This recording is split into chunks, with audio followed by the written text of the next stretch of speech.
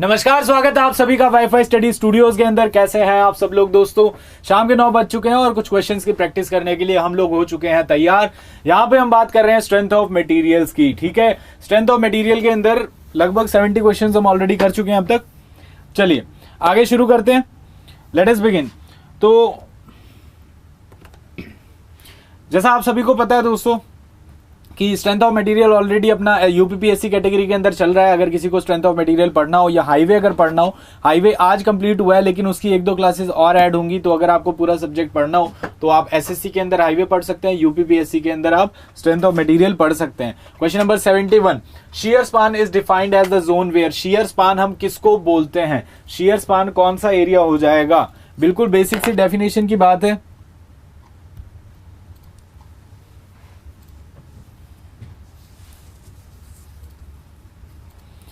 आज हमारे साथ विक्की सर हैं।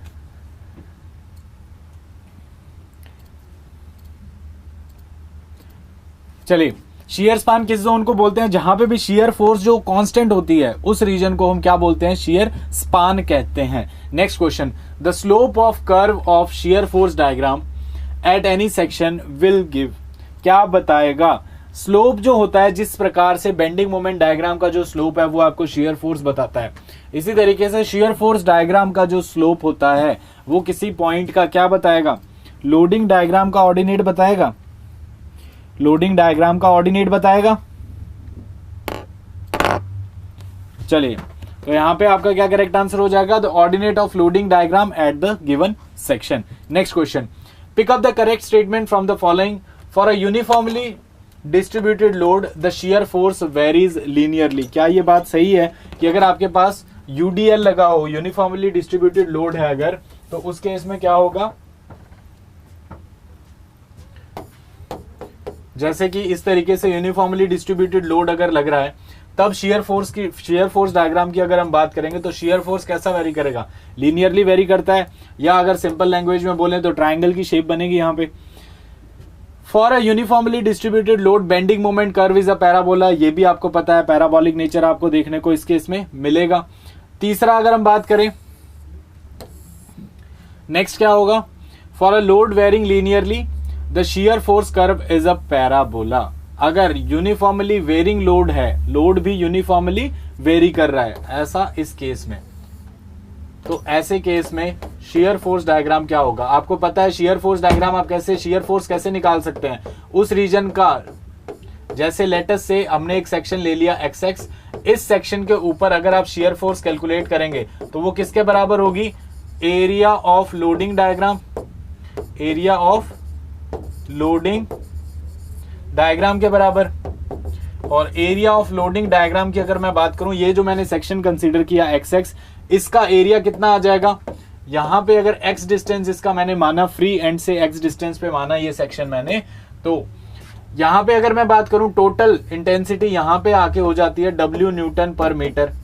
तो ये वाली साइड कितनी होगी? दो सिमिलर ट्राइंगल्स को आप कंपेयर कर लीजिए, इनको कंपेयर करेंगे तो आप बोलेंगे x upon total length L ले लीजिए विल बी इक्वल टू, ये वाला अगर लोडिंग इंटेंसिटी आप y देख रहे हैं वो y किसके बराबर आ जाएगा? x upon L equals to y upon W के बराबर। तो y की वैल्यू आपके पास आ जाएगी W upon L into x के बराबर। ये y की वैल्यू आ गई आपके पास, बस इसका एरिया निकाल लीजिए। एरिया की वैल्यू आपके पास कितनी आ जाएगी? Area of the loading diagram या फिर शियर फोर्स की वैल्यू, तो half into x into WX upon L। तो ये आपके पास आ गई क्या? Shear force at any section. तो आप देख सकते हैं WX स्क्वायर ये कैसे वेरी कर रहा है? पैराबोलिकली वेरी कर रहा है।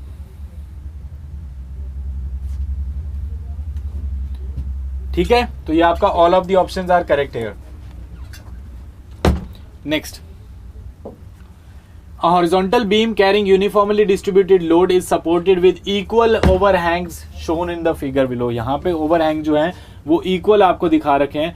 the resultant bending moment S at mid span shell will be 0। Mid span के ऊपर बेंडिंग मोमेंट 0 कब होगा? अगर A अपॉन, ये जो रेशियो आपको दे रखा है A upon B overhang upon distance between the supports कितना है? ये हमने बात की थी जब हमने ओवरहैंग बीम पढ़ा था, उस केस में हमने ये सारे केसेस डिस्कस किए थे।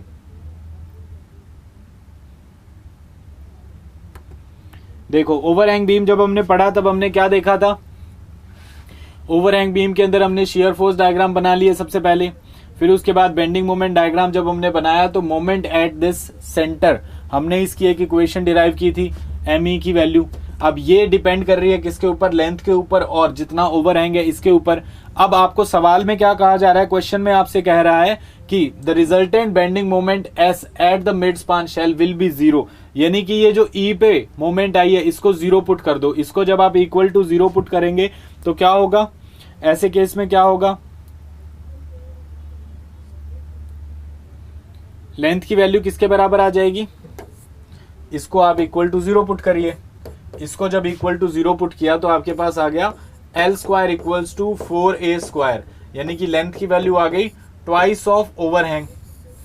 यही आया क्वेश्चन में, क्या कह रहा है आपसे, देन a अपॉन b, यानी कि ओवरहैंग अपॉन टोटल लेंथ, तो overhang a upon distance between the supports l कितना आ रहा है आपके पास 1/2, तो 0.5 हो जाएगा करेक्ट आंसर आपका।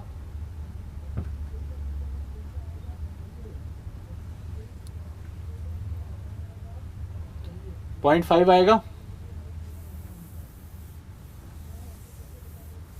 ये वाला जो फर्स्ट केस हमने देखा था, 3 केस की बात की थी, ओवरहैंग अगर कम हो ज्यादा हो तो क्या होगा, L जो है इफ ग्रेटर देन 2a तो पॉजिटिव आएगा, 2 पॉइंट्स ऑफ कॉन्ट्राफ्लेक्चर मिलेंगे। अगर L जो है वो लेस देन 2a है तो आपको कोई भी यहाँ पे मोमेंट जो है वो पॉजिटिव होगा ही नहीं, सारा नेगेटिव ही रहेगा और मोमेंट जीरो भी नहीं होगा, सपोर्ट ये जो एंड कंडीशंस के अलावा। नेक्स्ट अगला सवाल, The bending moment distribution in a built beam is shown in the figure below. The shear force distribution in the beam is represented by. अगर आपको बेंडिंग मोमेंट डिस्ट्रीब्यूशन ये दे रखा है तो shear force कैसा होगा ये आपसे पूछा जा रहा है।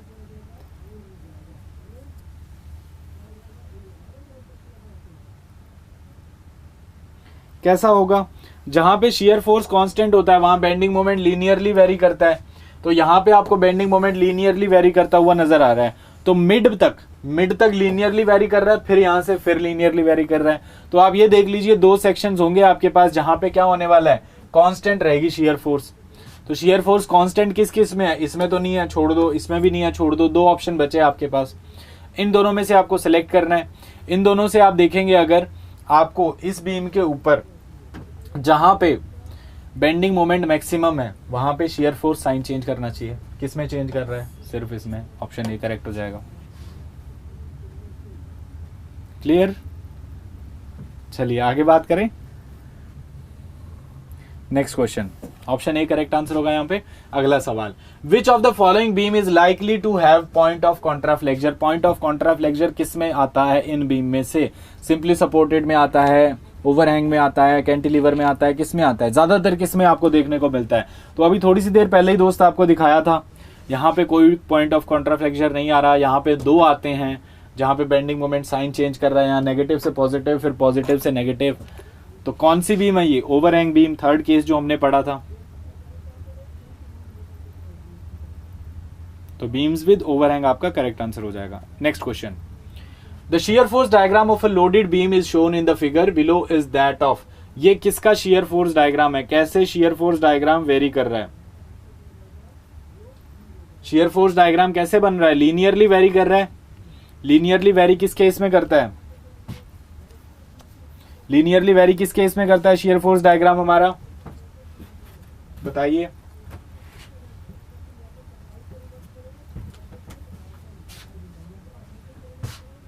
सब्जेक्ट की प्रेफरेंस कल परसों ही तो बताई थी दोस्त एनवायरनमेंट की क्लास में, सेडिमेंटेशन टैंक पढ़ा उससे पहले।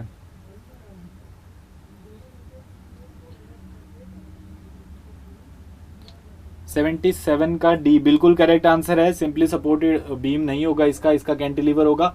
कैंटिलीवर के अंदर इस तरीके से वेरी करता जा रहा है लोड, तो शियर फोर्स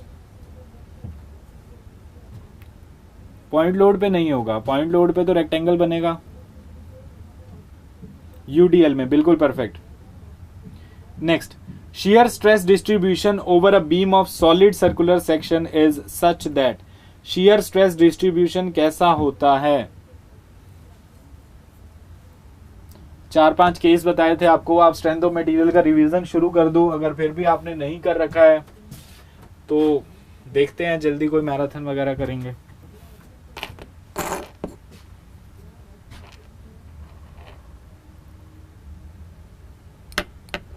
चलिए, क्या करेक्ट आंसर होगा इसका? Shear stress distribution circular section के केस में हमें देखना है। रेक्टेंगुलर की अगर हम बात करें तो मैक्सिमम शेयर स्ट्रेस आता है 1.5 times of average.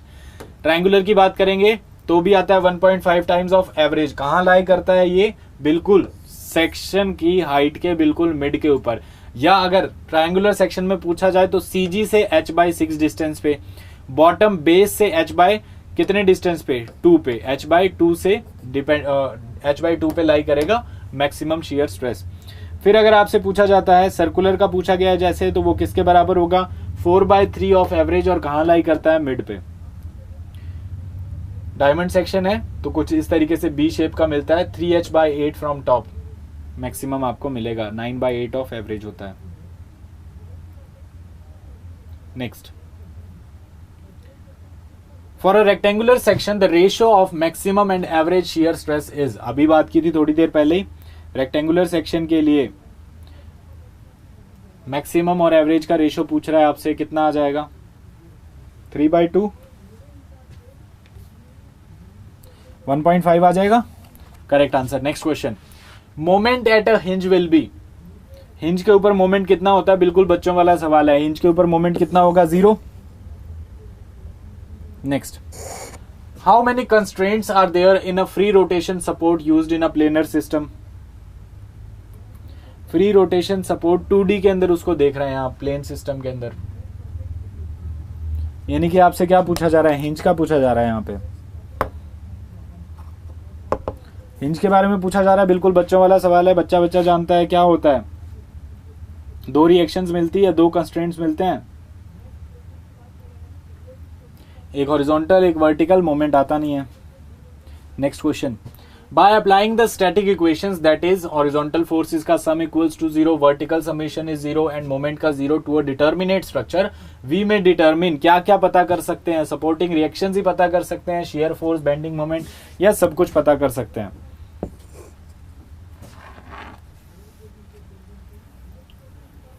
All of the above, perfect, इससे हम सब कुछ पता कर सकते हैं। All of the above option are correct. Next question, the ratio of stresses produced by suddenly applied and gradually applied loads on a bar is, ये आपको मैंने कल परसों भी बताया था। सडनली अप्लाई करते हैं तो क्या होता है, धीरे धीरे अप्लाई करते हैं तो क्या होता है। कल हमने स्ट्रेन एनर्जी की बात की थी, यहाँ पे आपसे बस स्ट्रेसेस की बात कर रहा है, स्ट्रेस पे क्या फर्क पड़ेगा। तो अगर सडनली अप्लाइड करेंगे तो जितना लोड लगेगा उसी के बराबर आएगा, तो load upon area. Gradually apply करेंगे तो 0 to P तक जाएगा, तो 0 to P/2 ऐसा हो जाएगा कुछ। सडनली अप्लाई किया तो वही लोड एक्ट करना शुरू हो जाएगा, ग्रेजुअली करेंगे तो 0 to P तक जाएगा, स्ट्रेस हो जाएगा इसका हाफ।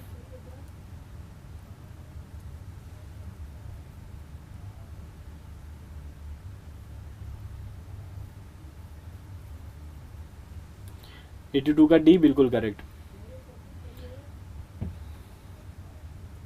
कैम्बर क्यों प्रोवाइड करते हैं? कैम्बर ड्रेनेज के लिए प्रोवाइड करते हैं, जो पेवमेंट के ऊपर पानी आता है। Next question, the ratio of flexural rigidity of a beam to another one of similar material will be. Flexural rigidity होती क्या है पहले तो प्लीज दिखाना है। ये लो, फ्लेक्सुरल रिजिडिटी क्या होती है, किससे डिनोट करते हैं फ्लेक्सुरल रिजिडिटी को?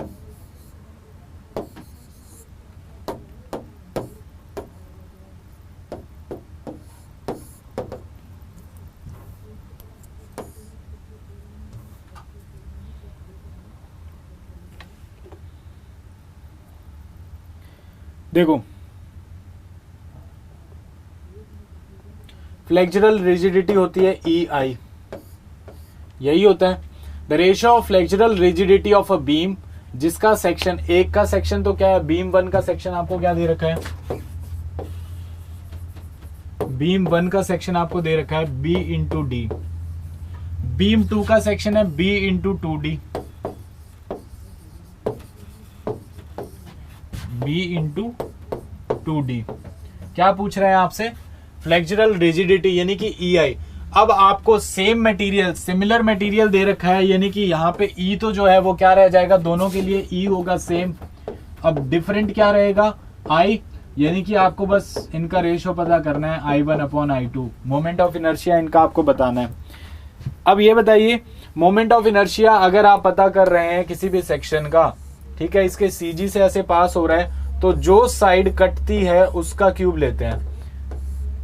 तो क्या करेंगे आप, यहां पे अगर आप बात करेंगे तो कितना आएगा, B into D cube upon 12। इसका देखेंगे तो B इंटू 2D का क्यूब अपॉन 12। सब कुछ कैंसिल हो जाएगा, आंसर आ जाएगा आपके पास कितना, 2 का क्यूब 1/8,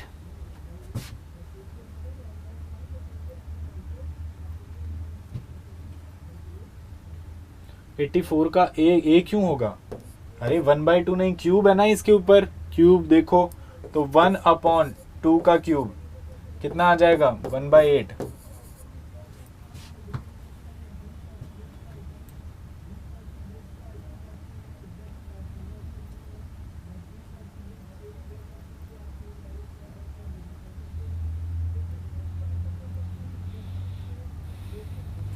आगे बढ़े,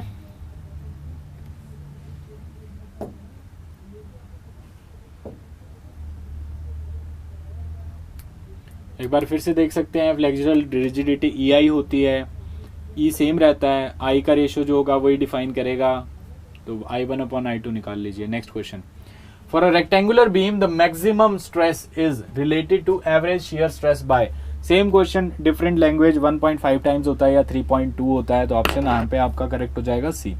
अगले सवाल की ओर चलेंगे। नेक्स्ट क्वेश्चन कह रहा है आपसे, shear stress at a distance by above neutral axis on a prismatic beam due to shear force V is given bye.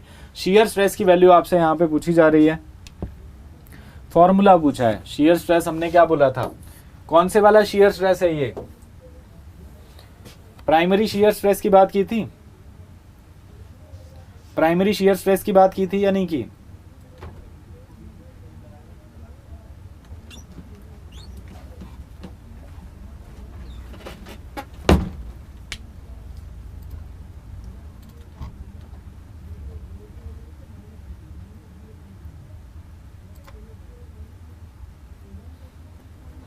FA y bar upon IB, यही तो था। ऑप्शन ए आपका बिल्कुल करेक्ट है, option A FA y bar upon IB। Next question, for a given shear force across a symmetrical I section the intensity of shear stress is maximum at, ये तो बहुत बार बात कर चुके हम। आपसे किसका बात कर रहा है, शियर स्ट्रेस डिस्ट्रीब्यूशन की बातें कर रहा है ये। शियर स्ट्रेस कहां पे मैक्सिमम होगा, आपको बताया अभी थोड़ी देर पहले, फॉर्मूला देखा आपने, shear stress is equal to FA y bar upon IB, यही था। यानी कि शियर स्ट्रेस जो है वो इनवर्सली प्रोपोर्शनल है विड्थ ऑफ द सेक्शन। आपसे कह रहा है कि एक I सेक्शन है आपके पास, I सेक्शन का शियर स्ट्रेस डिस्ट्रीब्यूशन कुछ नहीं करना, आपको स्टार्ट करना है 0 से, एंड करना है 0 से। विड्थ जहां पे ज्यादा वहां पे शियर स्ट्रेस कम, तो यहाँ पे कम दिखाओ। फिर उसके बाद जहां पे विड्थ कम वहां पे शियर स्ट्रेस ज्यादा, तो यहाँ विड्थ कम हो गई है B, तो यहाँ पे शियर स्ट्रेस ज्यादा। फिर थोड़ा पैराबोलिक रिलेशन यहाँ पे दिखाओ, और कुछ इस तरीके से आप इसको बता सकते हो, ऐसा कुछ आ जाएगा। तो मैक्सिमम शियर स्ट्रेस कहां पे आ रहा है, सेंट्रॉइड ऑफ द सेक्शन के ऊपर। Next question, for a given stress the ratio of moment of resistance of a beam of square cross section when placed with its two sides horizontal to the moment of resistance by its one side diagonal,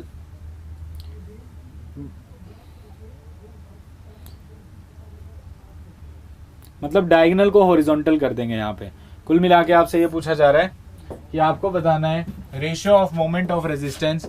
एक तो beam इस तरीके से रखी हुई है और दूसरी बीम इस तरीके से रखी हुई है। यहाँ पे ये वाली साइड आपके पास है D, this side is D, this is D. तो आप ये बताइए कि इसके डायगोनल को अगर हमने हॉरिजॉन्टल कर दिया, इस केस में ऐसी बीम की, इन दोनों बीम्स का मोमेंट ऑफ रेजिस्टेंस आपसे पूछा जा रहा है।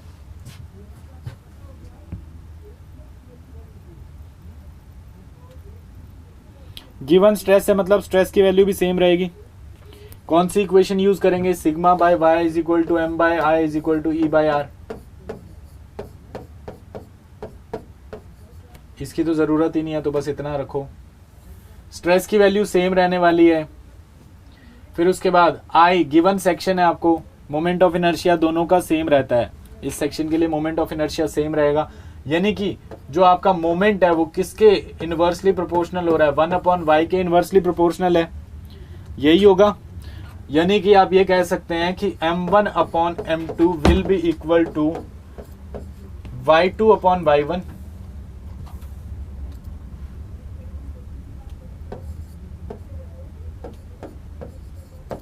y1/y2 यहां से वैल्यूज पुट कर दीजिए बस। y1/y सॉरी इसको उल्टा लिखेंगे ना, y2/y1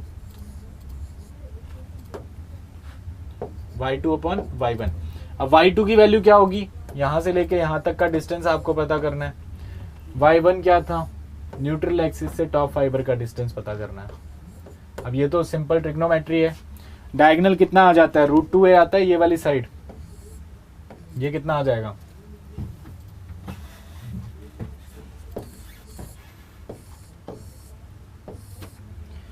ये साइड पता कर सकते हैं, इसका हाफ कर देना, या आप ये वाली साइड पता कर लीजिए, इसका हाफ कर लीजिए।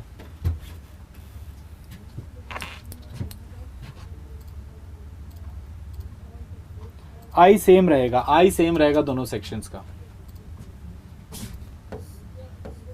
पूरा होता है देखो √2 डायगोनल होता है पूरा, इसको डिवाइड करो बाय 2, तो ये वाली लेंथ आ जाएगी आपके पास सिर्फ इतना। तो आपने क्या किया? y2 की वैल्यू √2/2 d डिवाइड बाय उसका क्या हो जाएगा? d/2। आपके पास आंसर क्या आ जाएगा? √2।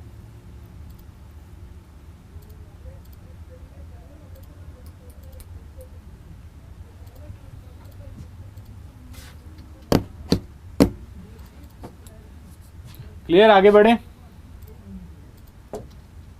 पूरा डिटेल सॉल्यूशन चाहिए, यू कैन सी सेम ही चीज है।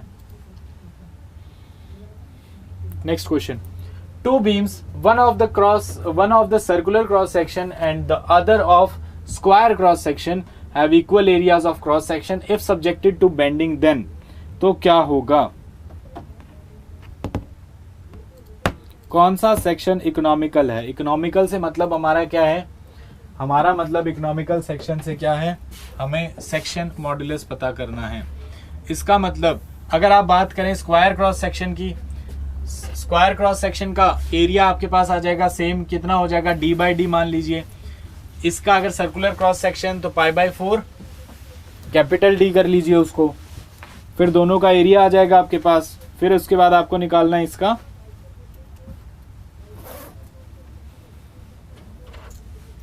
89 का D। बिल्कुल करेक्ट आंसर आप सभी का। इस तरीके से इसको सॉल्व कर लेंगे। एरिया ऑफ स्क्वायर आ जाएगा, सर्कल का आ जाएगा, z की वैल्यू कैलकुलेट कर लेंगे, कंपेयर कर लेंगे, आपके पास आएगा 0.098 d3। सेक्शन मॉड्यूलस जिसका ज्यादा, अगर आपको क्लियरली नहीं दिख रहा है तो मैं जूम इन करता हूं थोड़ा। एरिया ऑफ स्क्वायर आ जाएगा, लेटस से d² माना, सर्किल का एरिया π/4 कैपिटल D² माना। एरिया ऑफ सर्किल आपको क्वेश्चन में दे रखा है कि स्क्वायर के बराबर है, दोनों को इक्वेट करवाया तो d के बीच में स्मॉल d और कैपिटल D के बीच में हमारे पास एक रिलेशन आ गया। फिर उसके बाद हमने इन दोनों के सेक्शन मॉड्यूलस निकाले और दोनों को कंपेयर करके देख लिया कि किसका सेक्शन मॉड्यूलस ज्यादा आ रहा है। तो स्क्वायर का ज्यादा आ रहा है, so square is more economical. Next, the ratio of maximum shear stress to average shear stress of a circular beam, already discuss. तो ये 4/3 होता है, आपका ऑप्शन डी करेक्ट आंसर होगा। नेक्स्ट क्वेश्चन की ओर चलते हैं। In a section undergoing bending the neutral surface is subjected to, कोई ऐसा सेक्शन जिसमें वो बेंडिंग के अंदर आ रहा हो तो उसके ऊपर जो न्यूट्रल एक्सिस है, न्यूट्रल एक्सिस के ऊपर क्या लग रहा होता है?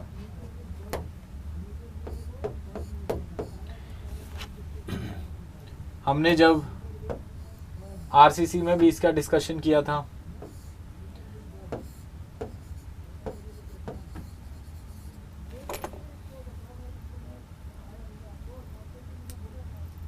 जीरो 91 का C, perfect.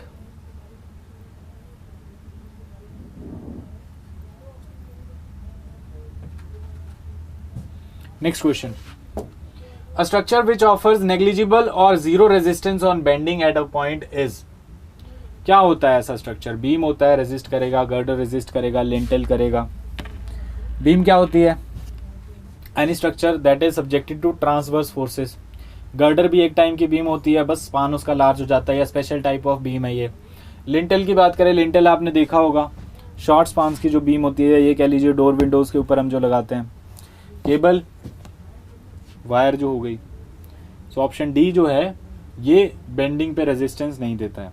Next question, the assumption in the theory of bending of beams is. क्या अजम्पशन होते हैं? मटेरियल को होमोजेनस मानते हैं, आइसोट्रॉपिक भी मानते हैं हम। होमोजेनस एंड आइसोट्रॉपिक होगा मतलब हर डायरेक्शन के अंदर, हर पॉइंट के ऊपर प्रॉपर्टी सारी सेम रहेगी। Young's modulus of elasticity is same in tension as well as in compression. तो सभी ऑप्शन सही है, तो हमारा all of the above is correct answer. Next question, the maximum bending stress in I beam occurs at. अब वही बात आ गई, बेंडिंग स्ट्रेस कहां पे अकर होता है? एक तो शियर स्ट्रेस की बात हम ऑलरेडी कर चुके हैं। शियर स्ट्रेस कहां पे अकर होता है? कहां पे होगा? सीजी के ऊपर, या ये कह लीजिए सेंटर के ऊपर। और बेंडिंग स्ट्रेसेस मैक्सिमम कहां पे होते हैं?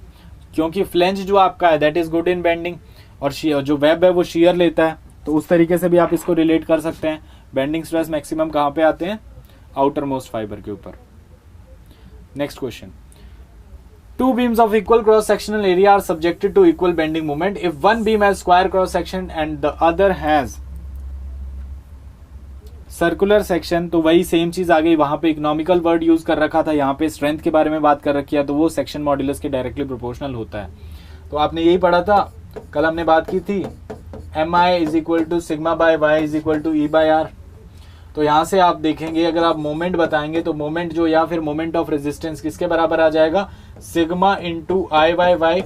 और अगर ये Y मैक्सिमम हो जाता है तो ये क्या हो जाएगा? सेक्शन मॉड्यूलस, यानी कि resisting moment is directly proportional to section modulus, जो कि हमने कैलकुलेट किया था। सेक्शन मॉड्यूलस जिसका जितना ज्यादा उतना ही उसकी strength. Next question, most efficient and economical section used as beam is. Most economical section कौन सा होता है? आपको पहले ही बताया था, आई सेक्शन जो है वो सबसे ज्यादा इकोनॉमिकल होता है। स्टील स्ट्रक्चर शुरू किया तब भी बताया आपको, स्ट्रेंथ ऑफ मटेरियल में भी बताया।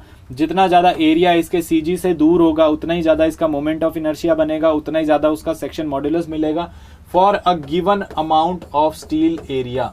For a given steel area. आप चाहे तो ये आई सेक्शन यूज कर लीजिए, या इतने ही अमाउंट के स्टील को मिला के एक स्क्वायर सेक्शन आप बना लीजिए।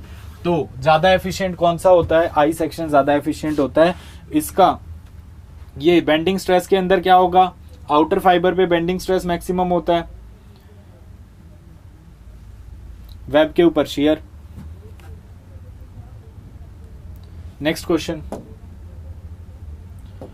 I section has more width at the flange than web. Also bending stress is maximum at outer fiber. So I section can resist high value of bending stress as compared to other sections. ज्यादा width होती है उसके ऊपर। Next, shear stress distribution of a beam of rectangular cross section subjected to transverse loading will be. Shear stress distribution of a beam rectangular cross section है, कैसा होता है? इतने सारे क्वेश्चन कर लिए दोस्त, ऐसा ही होता है, पैराबोलिक, आउटर एंड्स पे जीरो। तो फोर्थ वाला ऑप्शन आपका करेक्ट आंसर हो जाएगा। Next question, the centre of gravity of a triangle lies at the point of. कहां पे लाई करता है? सीजी कहां पे लाई करता है? जहां पे, जिस पॉइंट पे आके सारी मीडियंस इंटरसेक्ट करती हैं, जो कि कितना आता है? पूरी हाइट का बाय 3। तो h/3 पे concurrence of the medians. Next question, the product of either force of couple with the arm of the couple is called as. आपके पास एक कोई कपल लग रहा है,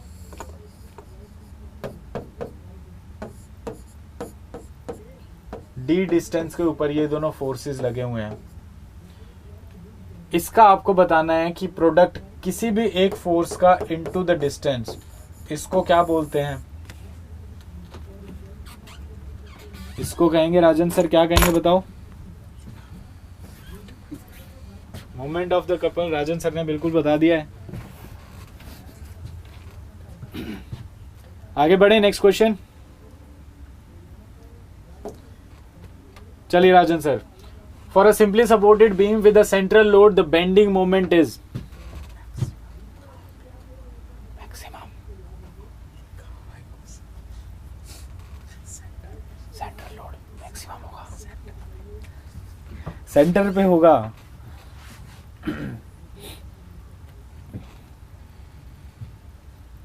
चलिए राजन सर कह रहे हैं सेंटर पे होगा।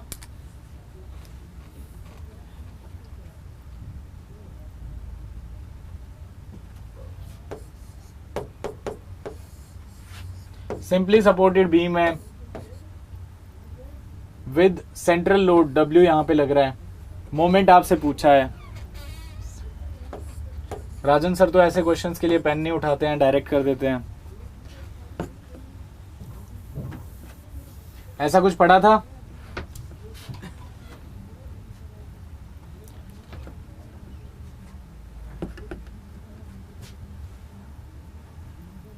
चलिए आपने सुन लिया तो अच्छी बात है। Maximum at centre, next question. If the cantilever beam carries a uniformly distributed load over its entire length, then the shape of the bending moment diagram is। अब वैसे तो बच्चों वाला सवाल होना चाहिए, आप स्कॉलर्स को सब आता है, लेकिन जिस दोस्त के लिए नया हो और उसको समझ नहीं आ रहा है कि क्या हो, तो क्या करना है, सिंपल बना के देख लीजिए। बना के जब देखेंगे, जैसे कि मैंने आज आपको एक क्वेश्चन के अंदर और ही दिखाया था, आपको कैंटिलीवर बीम दे रखी है और uniformly distributed load at over its entire length, तो ऐसा कुछ हो रहा है। जब ऐसा होता है तो आपको पता है शियर फोर्स जो है वो कैसे वेरी करती है, लीनियरली वेरी करेगी। जब शियर फोर्स लीनियरली वेरी करेगा तो bending moment parabolically.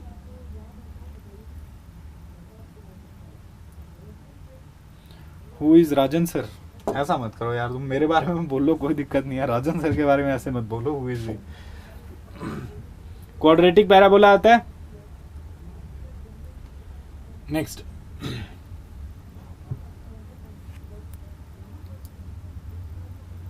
for the same span and loading condition, the maximum bending moment in a fixed beam compared to a simply supported one shall be।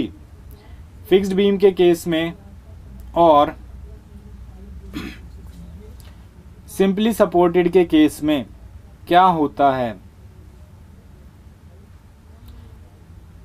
एक नजर अगर डाली जाए।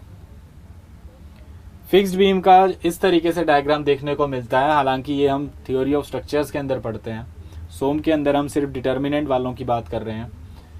Fixed beam वहां पे आपको जो है मैक्सिमम दिख रहा है WL²/24 या फिर -WL²/12, यहाँ पे है WL²/8। तो आपसे सवाल में क्या पूछा, maximum bending moment fixed beam में कंपेयर टू सिंपली सपोर्टेड क्या होगा, WL²/8 और WL²/12 दोनों में से बड़ा वैल्यू कौन सा आ गया, ये। तो फिक्स्ड बीम की वैल्यू क्या है, कम, तो लोअर करेक्ट आंसर हो जाएगा। Next, the rate of change of shear force is equal to, rate of change of shear force is equal to what, यानी कि उसका स्लोप पूछा है आपसे, शियर फोर्स का slope, loading intensity, bending moment का जो स्लोप है वो क्या हो जाएगा, शियर फोर्स। राजन सर को बच्चा बच्चा जानता है, बिल्कुल जानते हैं।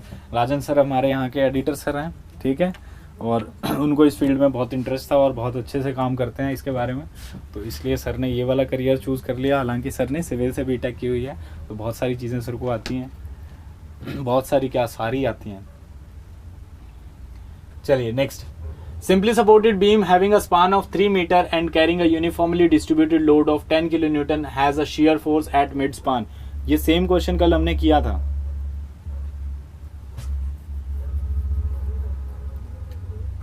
कल किया था हमने ये।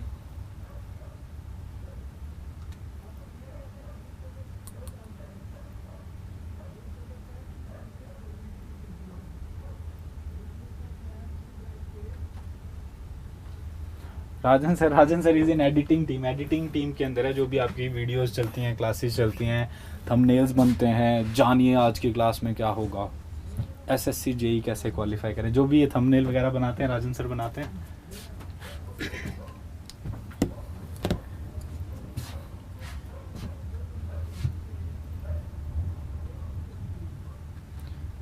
जीरो होगा। Next, cantilever of span L has load P acting on the free and, the bending moment at the free and will be. बच्चों वाला सवाल क्या कह रहा है आपसे? कैंटिलीवर बीम है,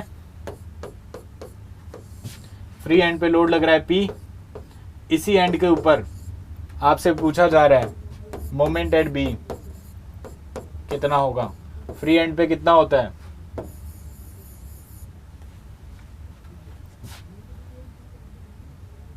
क्लियर?